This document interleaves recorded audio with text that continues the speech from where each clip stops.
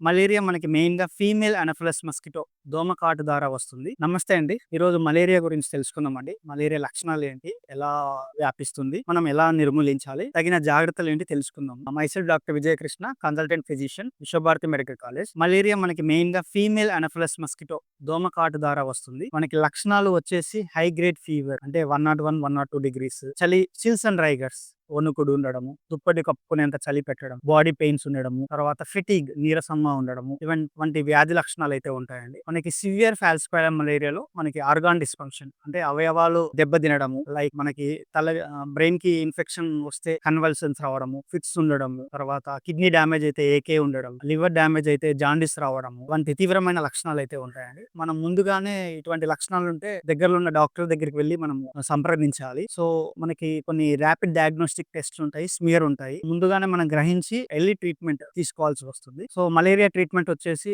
Anti malarial drugs ఉంటాయి. అలాగే severe ఫాల్సిపారం మలేరియాకి injections ఉంటాయండి. Prevention is better than cure. Prevention should be at community level and individual level. Individual level లో మనకి mosquito nets, రెపలెన్స్, ఓడోమోస్ creams ఇలా వాడాల్సి వస్తుంది. కమ్యూనిటీ లెవెల్ లో మనకి పబ్లిక్ అవేర్నెస్ అంటే బ్రీడింగ్ ప్లేసెస్ లో వాటర్ క్లాగింగ్ కాకుండా చూసుకోవడము, వంటి డ్రైనేజ్ సిస్టమ్ క్లీన్ చేసుకోవడము వంటి చూసుకోవాల్సి వస్తుందండి. Thank you.